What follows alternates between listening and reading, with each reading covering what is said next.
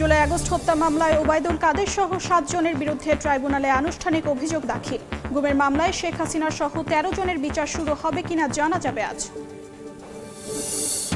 অভ্যুত্থানের পরও কারা হেফাজতে একই হারে মৃত্যু, চিকিৎসায় অবহেলার অভিযোগ উঠলেও অস্বীকার অধিদপ্তরের। প্রতিটি ঘটনার সুষ্ঠু তদন্তের দাবি মানবাধিকার সংগঠনের। আমার ভাইটা ফিরে আসবে না, আর হাজার কাটলো হাজার ভিডিও করলে আমার ভাই ফিরে আসবে না। কৃষি জমি রক্ষায় দিতে হলো প্রাণ, মাটি কাটতে বাধা দেওয়ায় রাজশাহীতে যুবককে এক্সকাভেটর চাপা দিয়ে হত্যার অভিযোগ, চালক আটক, বিচার দাবি স্বজনদের। সমুদ্র পথে ইউরোপে পাড়ি জমানো অবৈধ অভিবাসীর ৩০% বাংলাদেশি। অর্থনীতি ও কূটনীতির জন্য হয়ে উঠছে ঝুঁকিপূর্ণ। জনশক্তি রফতানিকে স্বচ্ছ ও দালাল মুক্ত করার তাগিদ।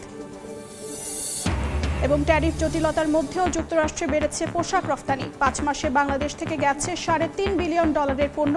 চীন ভারতের আধিপত্যে পিছিয়ে পড়েছে ইউরোপের বাজারে।